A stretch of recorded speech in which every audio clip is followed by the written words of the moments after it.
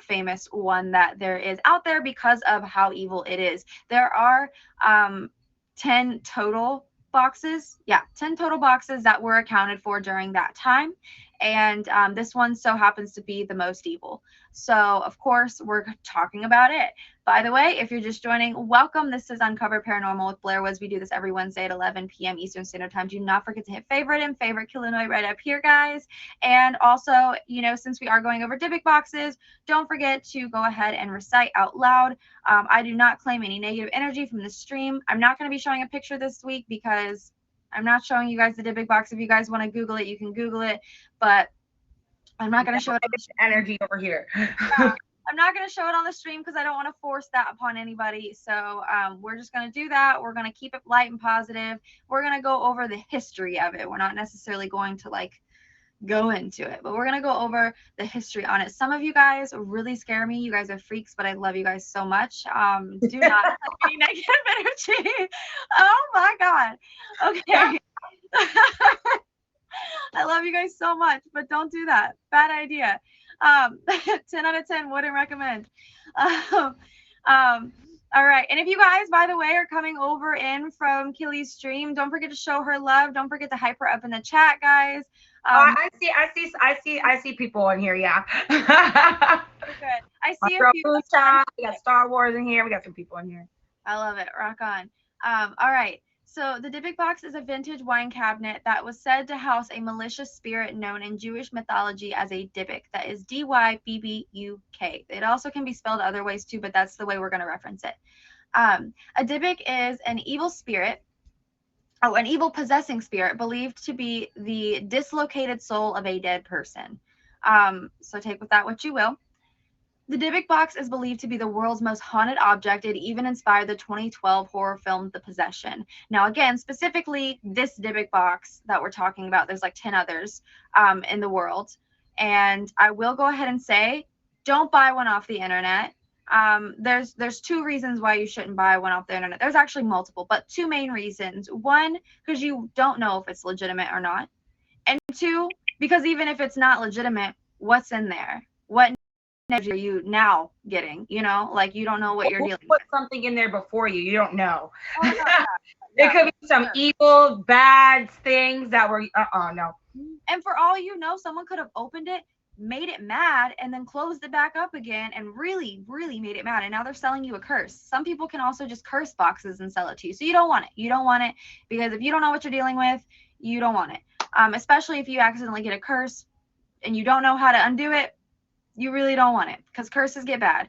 All right, and we'll get into that in this too. Yeah. God, you guys are crazy, but I love you guys. Yeah, if Mama's bring the comments, I'm like, dang. I'm like, okay. Ghost Adventure star and paranormal investigator Zach Baggins acquired this box for his Las Vegas Haunted Museum. Shortly after its arrival, the mysterious protruding holes began appearing in the walls around the artifact as if someone was trying to break out from within the exhibit. Since it has been on display, Baggins, the museum staff, and visitors have experienced black shadows, fainting, feelings of sickness, anger, and anxiety, and more. Keep in mind, with anything evil and malicious, something to note is that it will make you feel sick. It can make you feel, not yourself.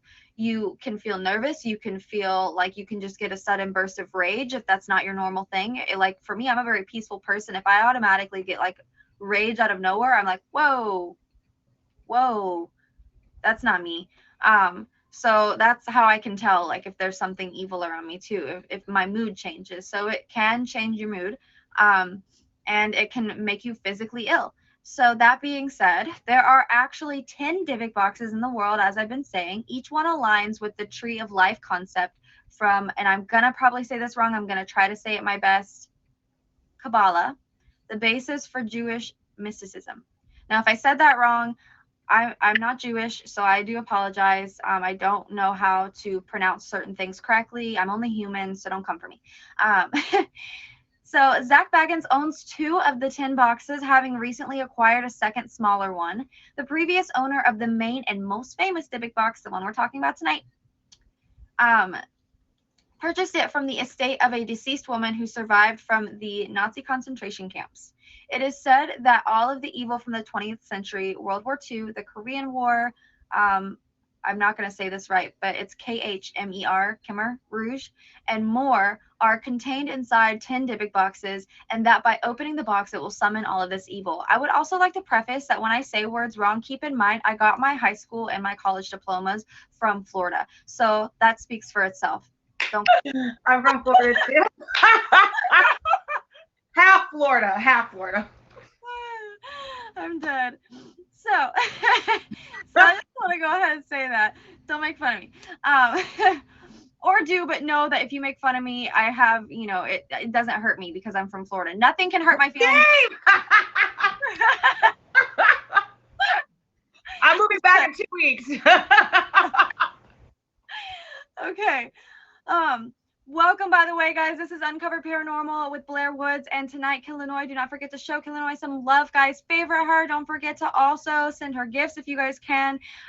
Show her all the love tonight. We are going over Dybbuk boxes. If you guys are just joining in, please do not claim any negative energy from this stream. Go ahead and recite it with me. I do not claim any negative energy from this stream. We're going over Dybbuk boxes. I'm not going to show you a picture of it, but I will tell you it is an older wine box. It has 2 doors, so instead of a normal wooden wine box, it's like a double door wine box that just opens like this.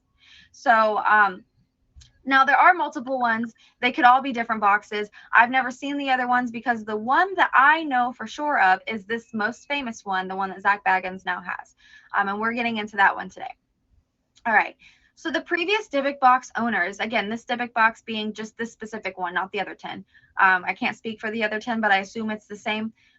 Previous Dybbuk box owners have experienced horrific nightmares, strange smells, hives, welts, and more. This thing can really do a lot to you, so you want to be careful when you're dealing with negative energy. You don't want to claim it. You don't want to give it a home. You don't want to give it a name. You don't want to claim it at all because it can hurt you. Yes, but they are closed with wax. Okay, so the Dybbuk boxes are typically closed with wax. That I do know. And I'm assuming this one was opened, so this one is probably not covered with wax anymore, or it has wax peeling from it because it's been opened. So 8 of the 10 boxes are accounted for, with 2 currently inside of Zach Baggins' Haunted Museum. The whereabouts of the 2 remaining boxes remain unknown, and honestly, I hope that it stays that way. I do have a couple theories about these Dybbuk boxes because I have been kind of invested in this in a little bit, and I gotta say, you know, this could just be superstition. This could just be me wanting to predict stuff. And again, when I say like my beliefs, guys, this isn't factual unless I'm telling you it is fact. Like, this is my personal belief, so you don't have to align with this. But in my personal opinion, because this box is so evil, I do feel like when it was opened, it did unleash those evil spirits. I do fully believe in that. And I feel like that has a lot to do with what's, going on in the world today.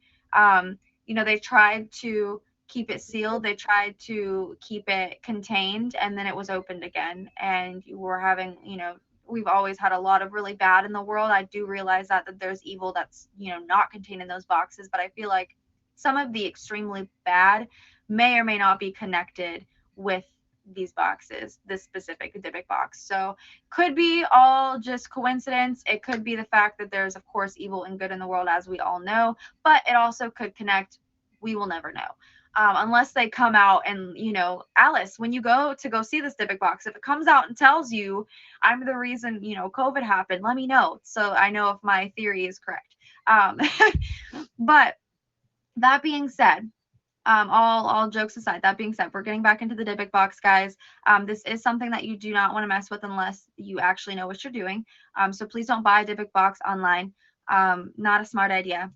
And after being with Zach Baggins, when he touched the Dybbuk box for the first time, musician Post Malone believes he was cursed following a series of unfortunate events, including his plane's tires blowing out. His Rolls Royce was in a car accident right after, and his former house was robbed shortly after as well. All of those in just like a short period of time after touching the Dybbuk box. And I myself am a big fan of Post Malone, but I have to say it was very irresponsible of him to just think that he could just touch it jokingly.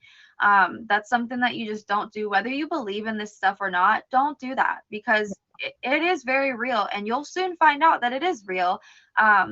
But for the sake of just being smart, don't do stupid stuff. Don't invoke, demons. Don't go to negative energies if you don't know what you're doing and talk down to them. Don't go and try to look for something that you don't know anything about. Don't go and buy Dybbuk boxes offline. Don't touch them. Just kind of like the rule of when kids are in the store, don't touch it. Don't touch it. Just don't. Really, just don't. Yeah. Don't do it. I'm gonna look at it and be like, better not. Better not. I'm done. So guys, I'm gonna go ahead and take a quick drink. By the way, if you need any sort of beverage while you're in the stream, it's not rude if you need to I got my strawberry water. I drink all the time, because I'm consistently talking and my voice is always going out. Since I'm usually yelling in all my lives, so I usually lose my voice once a week. I'm always screaming, and I'm a singer. That's not good for me. So I'm just like, Blair, quit. Oh, hi, Jameson. So, welcome into Uncover Paranormal, guys. This is Uncover Paranormal with Blair. We do this every Wednesday night at 11 p.m. Eastern Standard Time. This is Illinois right up here in my box. Do not forget to favorite her, show her some love. We are going over Dybbuk boxes today. If you were just joining, please do not forget to say I do not claim any negative energy from this stream. This Dybbuk box that we're about to go dive into, we're going to do a deep dive of its history and all of its owners that we know of. It's extremely, extremely, extremely dangerous. It's a very evil box. And by the way, I see this in the comments when I said drink. Dr. Pepper, guys, calm down. Calm down. All right, so we're gonna go into the history of this Dybbuk box, the occurrences with this Dybbuk box, the owners that we know of with this Dybbuk box, and just everything that was accounted that you can find basically on the internet with this Dybbuk box. And we're just going to go into it, from day one that we know of all the way to now. And then at the very end of this stream, Killy is going to share a really, really cool story with you guys about some witchcraft. And I figured it was only appropriate to have her in here and to do the Dybbuk box, because the Dybbuk is essentially like dark magic. I assume it would have to be dark magic to lock a spirit in a box. Yeah. I don't know. I could be wrong, but it connected to me in my mind, so hopefully it makes sense to you guys that we are doing this. Because my mom had like a box, but it was something completely different. But we'll get into that later. Yeah, some weird things before she was Catholic. I'm done. Oh God. Okay, so we're gonna go ahead and get in this. All right. So this is the backstory of the most infamous Dybbuk box, the Dybbuk box. Kevin Mannis was the first to buy the Dybbuk box as a wooden wine cabinet for his antique furnishing shop. It was among a pallet of other items, part of an auction lot, and once he placed a winning bid, Mannis was approached by a woman who said to him, "I see you've bought the Dybbuk box." Thinking it was a family heirloom, Mannis offered to give it back, but the woman ran away crying, exclaiming she never wanted to see the box again. So essentially, the history is basically this box belonged to an old Jewish family around the time of the Holocaust, and I can't remember if it was a grandma or who locked the spirit in, but basically they locked a bunch of really evil spirits, really malicious spirits in this Dybbuk box. It was originally said to just be one spirit, but essentially it's the evil of all of the 20th century in there.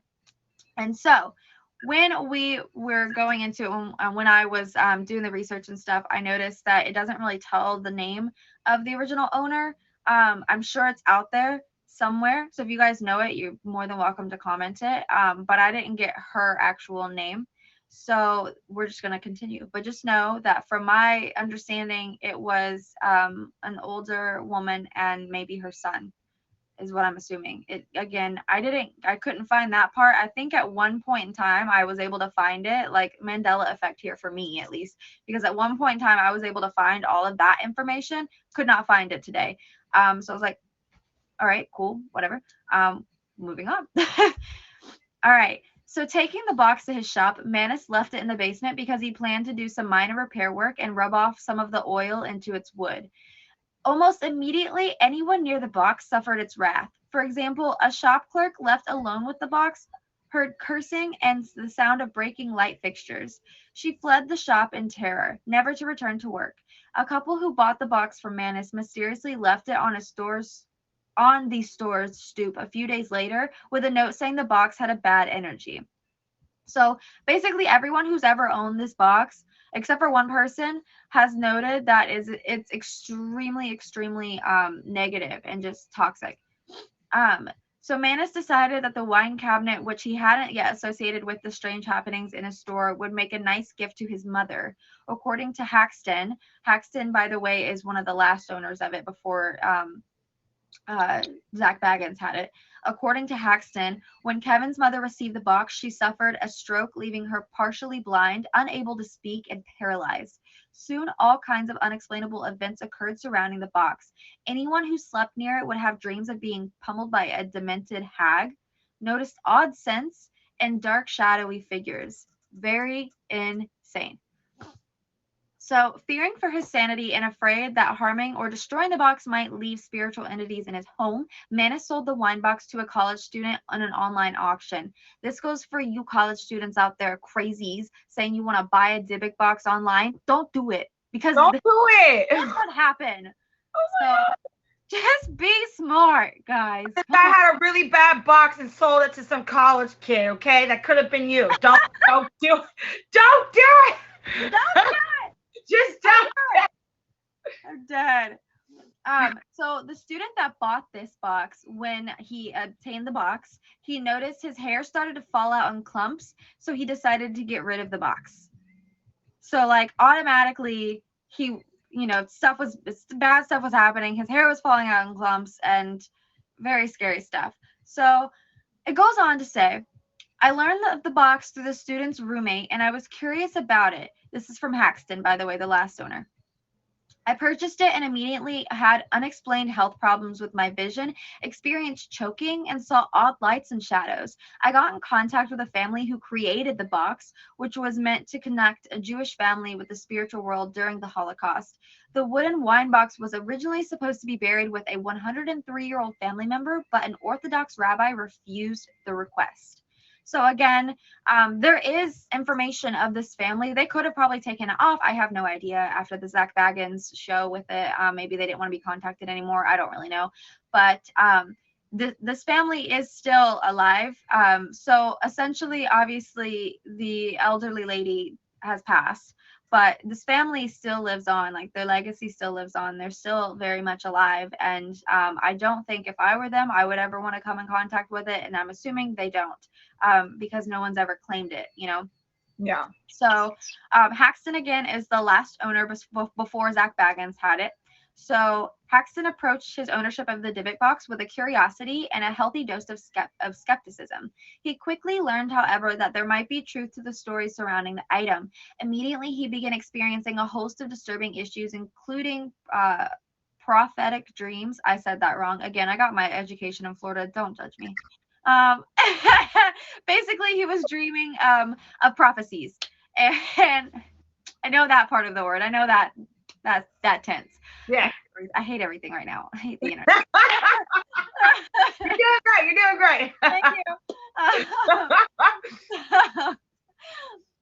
So he also experienced health problems such as vision loss, choking, metallic taste, and that lasted for weeks, sudden welts and hives, and shadow creatures that floated across the floor and along the walls. I've got to say, I've had shadow creatures in my house. Not a fan. Don't like it. In spite of the experiences, Haxton saw himself as the box's caretaker. And I think this is what sets him aside from everybody else because he really embraced this. Like the original owner kind of embraced it. She wanted to be buried with it. I feel like he really embraced ownership of this, which could be dangerous. Don't go out and do this thinking, I can change him. This is literally the definition of I can change him. You can't. It's a Dybbuk box. It's full of evil. Yeah. You can't change your ex. You're definitely not changing a Dybbuk box. End of conversation.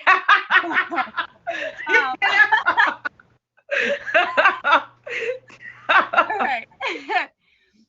Someone actually just commented in the comments, and this is a really interesting comment. Do you think the Dybbuk box is kind of like Pandora's box? Yes. And that's what I was trying to get at earlier in the stream. I do kind of think it has a connection, sort of like the story of Pandora's box. I do think that. Is it correct? I don't know. Will I ever know? I don't know. Maybe. Again, Alice, when you go see it, let me know if they tell you, if you know, if you get a feeling. I need to know. Yeah. I mean, I want to know now too. So I'll be in Right. contact with both y'all. I'm gonna hit you Very with the face. curious. Very curious. Um, Thank you, Star Wars man.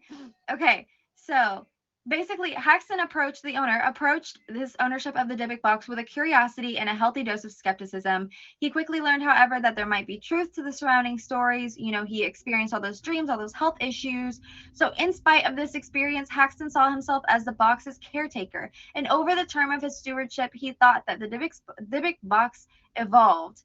I've experienced a range of thoughts and feelings about it and its effects, Haxton explains. Each caretaker who has passed the big box on reports both relief and loss. All regret losing control of it. Haxton decided not to act in haste and get rid of the box like his predecessors had. So keep in mind, too, that when you are dealing with an evil spirit in general, and this is just my take on it from what I know, and I don't know a lot, but I do know that with anything, as a relationship goes, you know, you get to learn more about that person, more of the ugly comes out. I feel like that's kind of the same with this Dybbuk box. This man decided to keep it longer, way longer than anybody else had. So obviously he's going to notice a little more about it. He's going to know a little more about you know, the negative energy inside of it, and just all of that stuff. So when it said it evolved, it probably didn't evolve. It probably was just showing more of its true colors. He was probably getting to know more about the box. Um, but again, who knows? So Did it he say if it decided was open or if it was closed? I think at this point it had been opened, but I'm not really sure if he opened it or if the original person opened it. Got how to The open, person gave it to his, you know, his mom. yeah. So that being said, he decided not to act in haste. He didn't want to get rid of the box like everybody else had. So instead, he worked with scientists. I'm going to say this wrong. I know I am. Please forgive me. Kabbalists. I didn't say that right. I know I didn't. I feel it in my soul. I didn't say that right. Wiccans and those in paranormal to diffuse the energy and put the artifact in a rest state. For the past several years, I've sealed it with an acacia wood arc lined in 24 karat gold, Haxton says. It has indeed calmed its effects. And keep in mind, it doesn't state it here, but I have read that he had to continuously seal this because the seal would break, because that's how serious this energy is. Negative energy is strong. Positive, of course, will always outweigh negative. And I think that's why he was able to keep the box for so long, because he approached it with more of a positive mindset, more curiosity than just being scared of it. Anything evil is obviously going to feed off of your fear. So if you don't give it that satisfaction, it might like tame it. It's the same as taming an animal. Like, animals are going to feed off of your fear because they know you're afraid of them, unless you aren't afraid of them. Like, a lot of people, for this is a stupid example, but a lot of people don't like my cat. They're afraid of my cat because my cat is very antisocial. She hisses at everybody. But she doesn't hiss at me because I grab her up and I show her I'm not afraid of her. And then she just starts purring because I'm holding her, you know, cradling. She's cool. And that, when people do that to her, by the way, when I have people over and she comes up to them and they pick my cat up and just force the love on her and show her that, like, we're not afraid of you, she's chill, you know. I wouldn't recommend trying it with an alligator. Me being from Florida, I've seen some stuff, and yes, gators are definitely prominent all over Florida. Everywhere. Don't do it. Don't They'll do come it. to your backyard, no joke. Yeah. I had one in my backyard before. Not a fun time. Just don't. So that being said, this Dybbuk box, honestly, I feel like just as any human to human interaction, human to animal interaction, you have to go about it like you're speaking, you know, on the same level with that person or that energy. And granted, of course, this is an evil energy, but I think because of this man's persistence and this man's ability to not necessarily be afraid, um, I feel like, you know, I don't know, he kind of tamed it in a way, sort of. But however, that being said, he did continuously, again, have to keep resealing it. I don't think that this spirit ever would want to be at a rest state. It doesn't seem like a spirit that wants to be at a rest state. But then again, I don't know. I'm not the spirit. I've never contacted the spirit, so I have no idea. But that being said, um, the spirit does show strength. It does show power. every person who comes in contact with it can note that they feel, you know, uneasy, and they feel different moods, and they feel sickness, and just uneasiness. And I think that's something to note, like when a spirit has that much power that it can do that from inside of where it's at, it protrudes. Even locking it up the way this man does, sealing it and everything, it still doesn't help that much. I feel like it helps enough that he's continuously wrapping it, and I hope to God that Zach Baggins maybe does the same. Hi Jordy. And so that being said, I really don't know Zach's purpose, of having it other than having it on display, but I really do hope that maybe he does take you know, consideration of what this other man had done to this box to keep it at bay. I feel like the sealing it properly, the way that this man sealed it, and continuously sealed it, kept it at bay. And so basically, that takes a toll on somebody to continuously have to deal with that much negative energy on top of having to also, you know, take care of it. Um, don't ever burn a Dybbuk box. 101. Ghosts 101. Don't ever burn anything that has to do with ghosts. It makes them mad. Think of it as what if you were a ghost, and what if, let's say, you were attached to an object, or anything really, um and someone burned your object. You'd be mad. You're not going I'm anywhere coming else. for you. I'm coming for you. Yeah, you wouldn't be going anywhere also. It's not like burning or setting on fire for that box is going to help get rid of that ghost. That ghost is just going to be released from whatever object that is, and that ghost is going to come for you. Yeah. Ouija board. Yes, Alice. I love Alice so much because there's a lot of mediums out there. There's a lot of just spiritual empaths out there that are all for everyone using an Ouija board, that are all for this, and I highly recommend against it. And Alice will also tell you she highly recommends against it unless you know what you're doing. It's something that you don't want to mess with. It opens up things that you don't necessarily know how to deal with, and if you don't know how to deal with it, you're kind of SOL. You know what I'm saying? You're like, I messed up here. Now Yeah, what? yeah. Same with this Dybbuk box. Like, you don't want to own a Dybbuk box. Do something wrong, disrespect it, open it, burn it, and then not know what to do with the spirit you just made mad. Like, these spirits are serious. These are really negative spirits. These are like the most negative of the negative. Like, you're gonna see, in the Annabelle doll and the Robert doll, there's a lot of negative energy harnessed in those too. It's very similar, not similar in the same, like it's the same spirit, but the negative energy and power these things hold. If I have reds in here, by the way, if anybody's being disrespectful in the comments, if I have reds in here, you can get them out. So basically with these spirits, when they're negative like this, they're super strong, and they feed off of emotion. They feed off of your energy, especially if you're scared, and they just keep growing. They keep getting stronger. And so you don't want to have that in your house and not know what to deal with, what to do with it, especially if you do believe it and you're scared of it.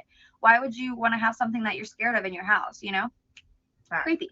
Um, so going back into this Dybbuk box, by the way, welcome guys. This is Uncover Paranormal with Blair Woods, and we have Kilnoy in the box right here. Don't forget to favorite her, guys. We are going over Dybbuk boxes. So go ahead, and if you're joining in, don't forget to, I don't claim any negative energy from this stream. Just go ahead and say that. Dybbuk boxes are nothing to joke about. This is why I'm not showing a picture of it. It's very serious. It's very negative energy. Even talking about it, I get more of a heavy feeling. It's something that you definitely know it's not something you want to mess with.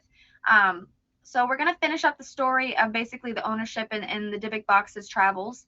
And this is the most famous Dybbuk box. There's 10 in existence, 2 of which we have no idea where they're at, and the rest of them, 8 of them, 2 of them have been claimed by Zach Baggins. So the last owner before Zach Baggins for the most haunted Dybbuk box was Mr. Haxton. And so basically, a lot of people approached Haxton because he had wrote a book about this Dybbuk box. A lot of people wanted to do a movie, and eventually, Haxton didn't really want to do a movie. The Dybbuk box kind of gave him the the feeling that the Dybbuk box didn't want it out there. But of course, Hollywood producers, they'll convince you with that cash. So of course, after a bit, he was convinced. They did a movie about it. I think, what was the movie called? Let me look. I thought I wrote it down. I don't know. I don't The know. Possession. There we go. Duh, that's easy enough. The movie's called The Possession. It's about the Dybbuk box, the most famous Dybbuk box, and basically, they didn't want this movie to be made at first, and then it ended up getting made. Whatever. So kind of after, a lot of people were helping him write the book. By the way, a lot of people that were helping him write the book got negative energy simply from the writings and didn't want to work with him. Like they literally sent it back to him and said, "No, thank you. Like I actually don't." Um, so that being said, eventually after all of this, after the book, after the movie, he kind of realized that this was a little bit out of his realm, that this was exhausting, that he needed to put this box, somewhere else. He needed a break from the events that he'd been experiencing all these years. So he sold it to Ghost Adventures star Zach Baggins, I believe in 2012 or 2013.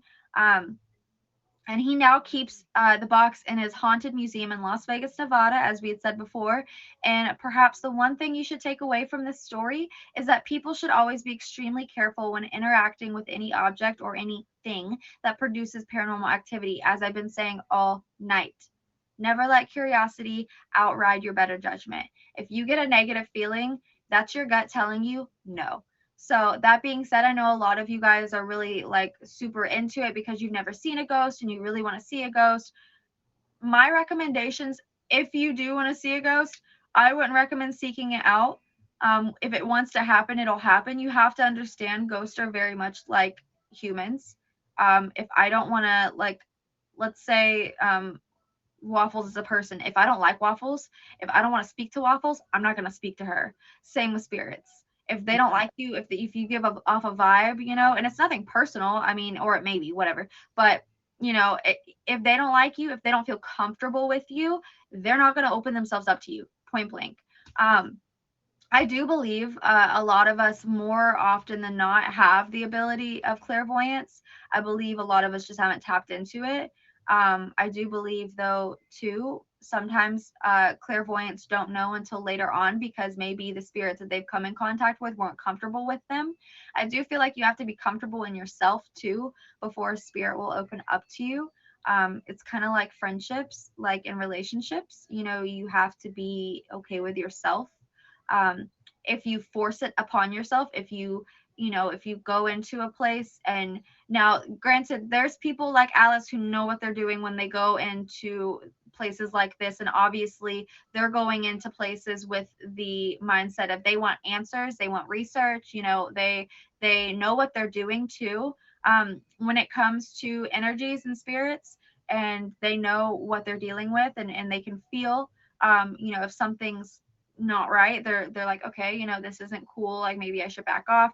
If you don't understand that, and if you also don't know what you're doing, and you want to get into ghost hunting, 10 out of 10, go get a mentor. Like, absolutely. Just like a tattoo artist, you wouldn't just start tattoo, although I started tattooing, but you wouldn't typically do that. You would typically go to someone as your mentor, and you would start learning. Same with ghost hunting. It's something that you need to learn. You need to learn how to be respectful. You need to learn, if you are, not respectful, how to fix that, or how to deal with it when the time comes, because sometimes we can accidentally set off spirits, of course, just like other humans. And so, yeah, just be careful.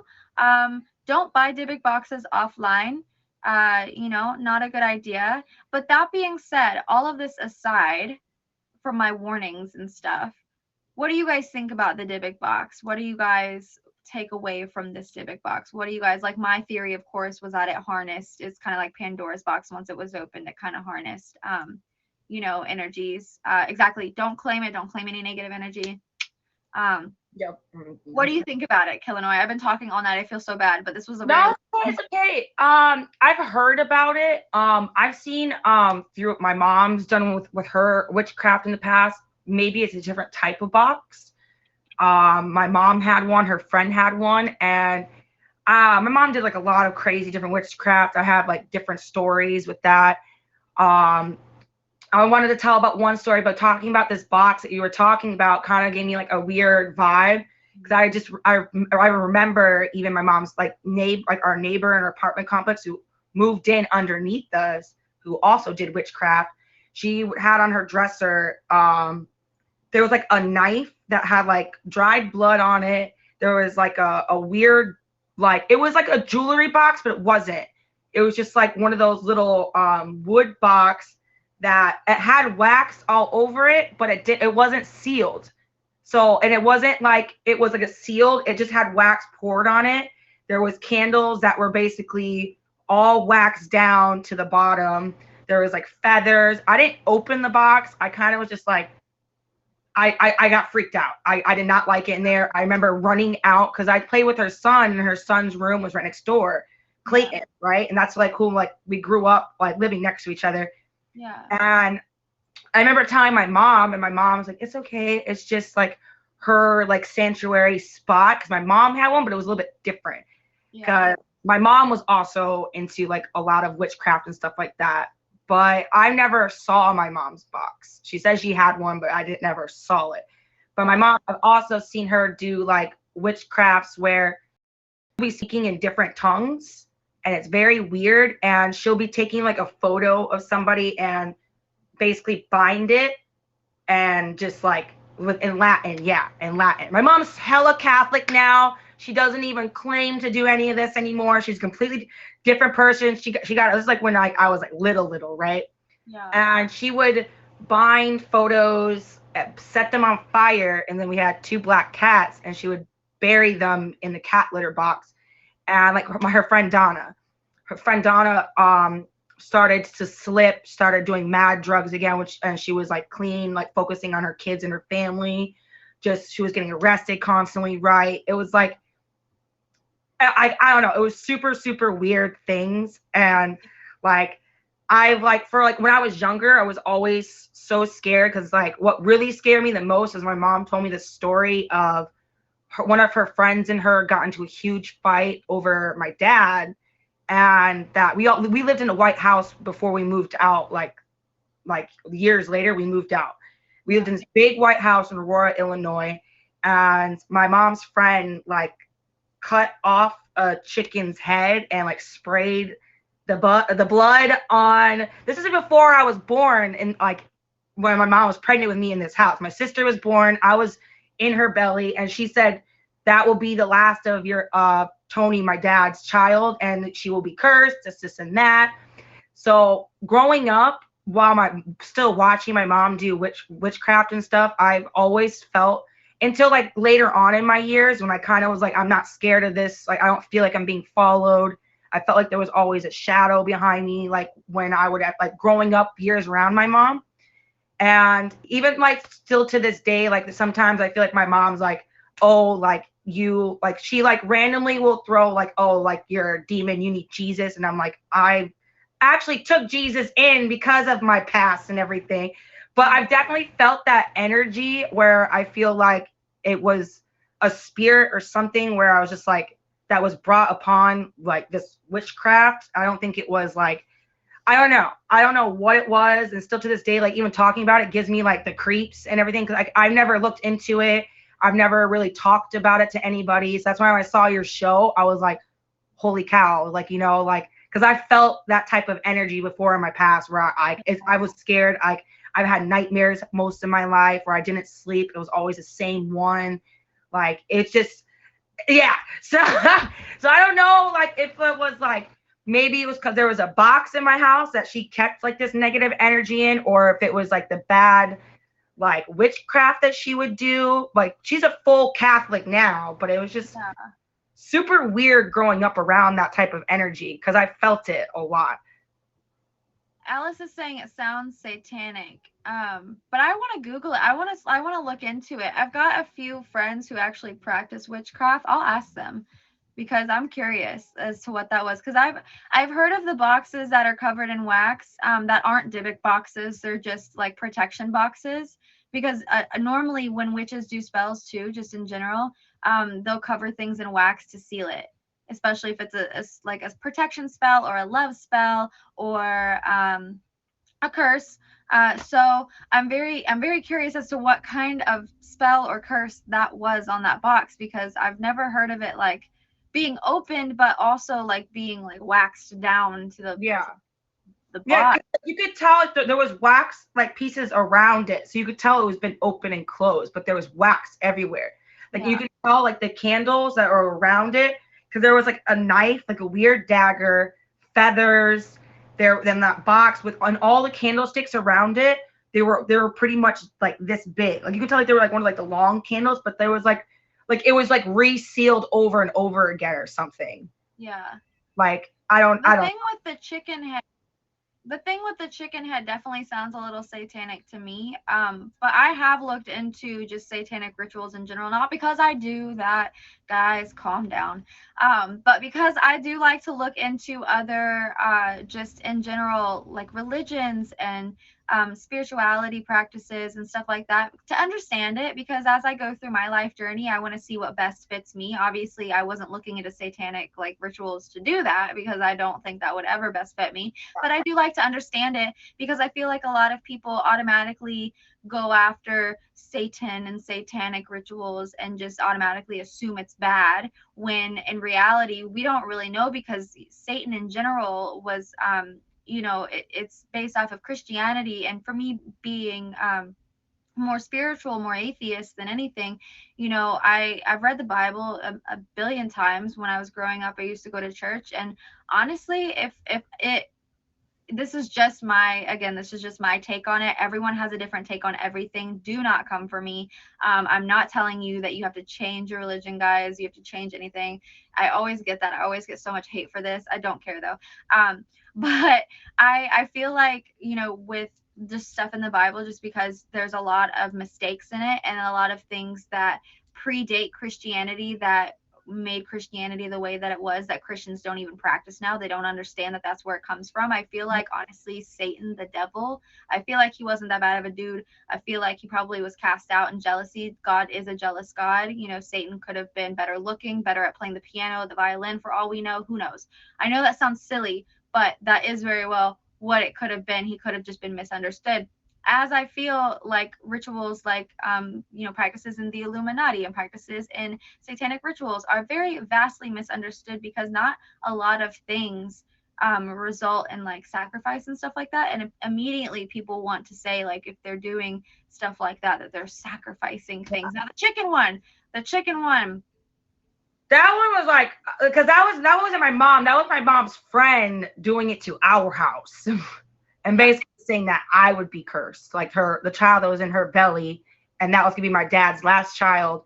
That was years ago. My dad has never had any more kids Wow. or anything, and like in my past, I felt like now like even talking about it, I feel weird because I have gone through like a lot of like my own ups and downs, like everybody else does in life. But there Yeah. was a lot of times when I was younger, I definitely felt like there was a different energy, like a black ghost just like hovering over me, Yeah. like I don't feel that anymore. Like honestly, like I was never religious. I don't put myself as Catholic or anything. But isn't it true that Catholicism has a lot of the same states as satanic people, like the satanic states? I from what I've heard and from what I've seen, yes. Which is weird to me. It's super weird to me that like that's why like I always question my mom. I'm like, why are you Catholic now and not Christian or this and that? What's the difference? And she wouldn't answer anything. She's a very Catholic woman now. She doesn't like she's tarot cards too. She won't even touch tarot cards. I don't know, but it's I weird. feel like and this again is just my opinion, but I feel like Satanism is just another, the practice of worshiping Satan. I feel like it's just another part of Christianity. It's just the dark side of it. It's like, in Harry Potter, where they have dark arts. You've got the Death Eaters, and then you've got the normal people. Yeah. So it's, everything I feel like can be taken with a grain of salt when it comes to that. I feel like it's not necessarily like they're doing rituals. I do know that there are people that do sacrificing rituals, and that's scary. Don't do that. Like, that's not there's no need Right. for it. There's That's really right. no need for it, There's no need for it. I feel like that's not necessarily Satanism alone. That's not necessarily that religion alone. I feel like in general that the sacrificing is more or less just your that's just dark magic in general. Like that's anybody who wants to be like the darkest of the dark magic, like don't, but do a sacrifice. Like that's like, I That's feel fine. like That's like bringing it from here to here. I know. It's like That's like, okay, you it's do like you. it's I'll like touch here's you all around. the tools.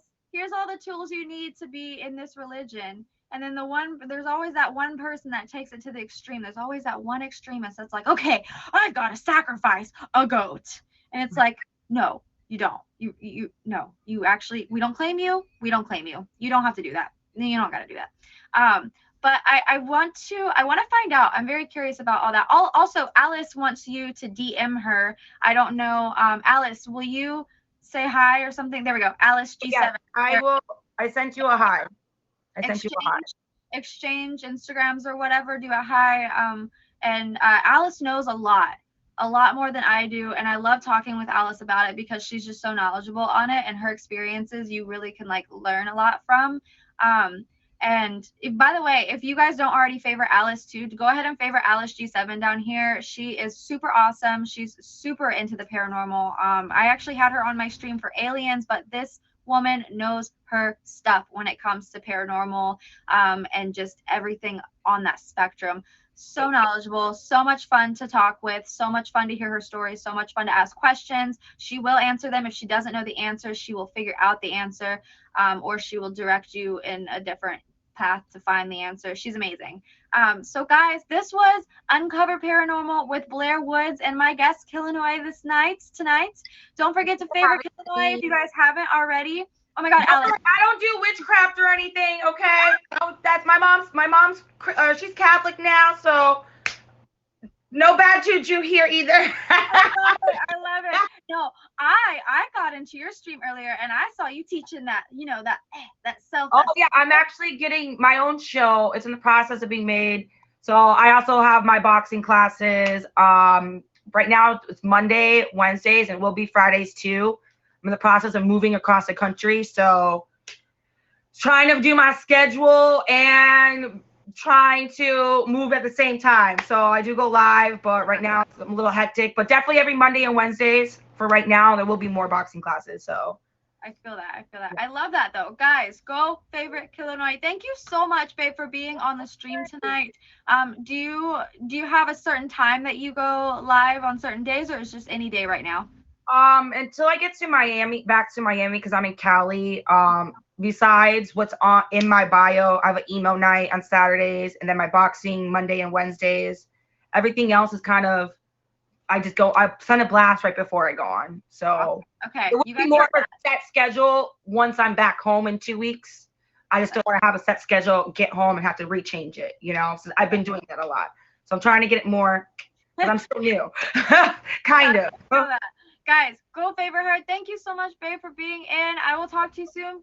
Have a good Everyone spread positive energy, okay? Spreading positive energy. Yes. Bye, love. Thank you guys so much for hanging out with us. We discussed Dybbuk boxes tonight. Hi, Holly. Thank you. So basically, Dybbuk boxes, super scary. You guys don't want to, mess with them. Don't order them offline. Just don't do that to yourself. You don't want that. So I am actually about to hop off and hop back on. That was the end of Uncover Paranormal. Thank you, Holly. And so basically, if you guys want to be on the show, you guys can, I was about to say email. I'm old, ew.